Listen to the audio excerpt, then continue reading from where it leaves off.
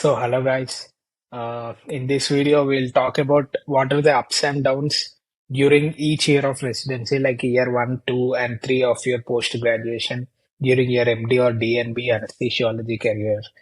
So I've been recently getting a lot of messages about people are trying to be very intimidating about how the residency is going to be, how their first year, second year, and third year uh, is going to be. What are their roles and what are they going to, and what you can expect from each year of your residency.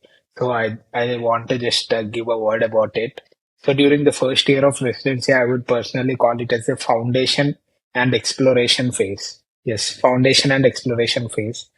So in the first year, what are the ups and downs? Ups are acquiring a functional knowledge, then exposure to the various subspecialties and skill development. Yes, acquiring functional or foundational knowledge. The first year of anesthesia residency lays the groundwork for your career, and you will dive into the basics of anesthesia like pharmacology, physiology, and also you learn little bit about the machine and sub-regional anesthesia also, which will help you build a strong knowledge base during your first year. Then comes the exposure to various subspecialties. In the first year, you will rotate through different subspecialties within anesthesia, like neuroanesthesia, pediatric anesthesia, then in some centers, cardiac anesthesia. All right, you'll post it in like urology, gynae or ops and gynae, and you'll also be posted in some dental surgery. So this exposure broadens your understanding and helps you discover your areas of interest. All right. Then the third up is like skill development. You learn and practice essential skills like airway management, placing an IV cannula, giving a spinal anesthesia, and also the basic monitoring techniques also you will be learning during first year.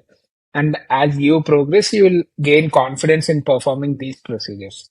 All right. Now let us know about the downs during the first year of residency. They are steep learning curve, then long hours and intense workload, and there is limited autonomy. All right. So steep learning curve, the first year can be overwhelming as you adjust to the demands of the residency, and also there is a lot to absorb, and the pressure to learn quickly also will be challenging during your first year. And there are long hours and intense workload.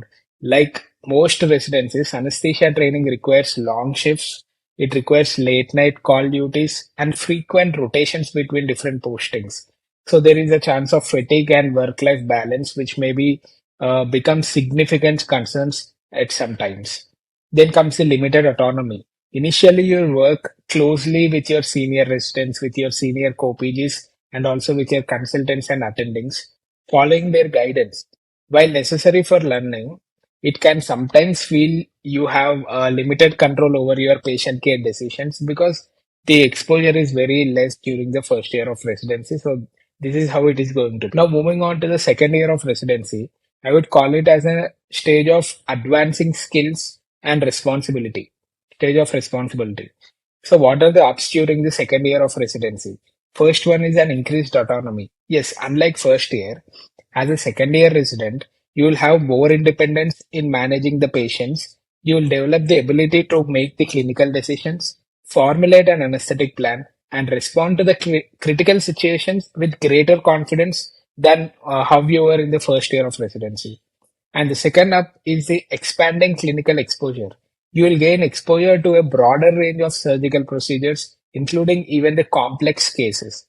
The exposure helps you refine your skills, expand your knowledge, and deepen your understanding of different patient populations. The third up is the collaborative experiences, working alongside other healthcare professionals like surgeons and nurses, which will foster a multidisciplinary approach to the patient care, and this collaboration and teamwork will become an integral part in your training in your second year. This is about second year ups. Then moving on to the downs in the second year of residency, there is an enhanced responsibility. With increasing autonomy comes greater responsibility, obviously. So the pressure of managing the patients effectively and making the critical decisions can be mentally and emotionally challenging. All right. Then coming to the second down, managing complications. Anesthesia is always not without risk, and you'll inevitably encounter complications.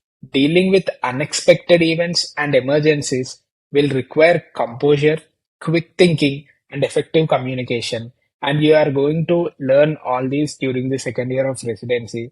See, it is like a mid-year. You are not a completely trained resident, and also you are not new to the field. So I feel second year is going to be the like a transition phase, which is the most difficult phase for any resident in terms of building your career.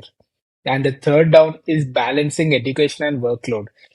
In the midst of the clinical responsibilities, finding time for continued learning, attending lectures, and preparing for the exams can be demanding. Because in your second year of residency, there can be an internal. You're expected to have more knowledge, and you're also expected to train your first year residents. So balancing educational pursuits with patient care will always be a struggle during the second year of your residency. So now let's talk about third year of residency. The third year of residency, I would call it as a stage of refinement and transition. So what are the ups during the third year of residency?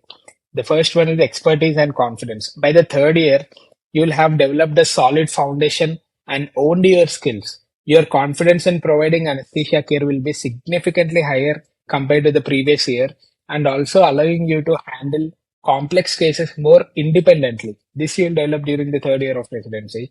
And the second up is the leadership and teaching opportunities. As a senior postgraduate, you'll have a chance to lead a team and teach your junior residents and medical students also.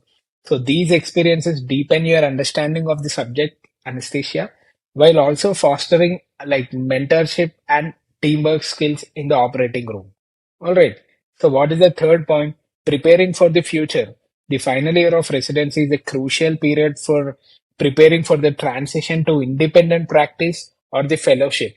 All right. You can start tailoring your training to your specific career goals and also exploring job opportunities or fellowship applications.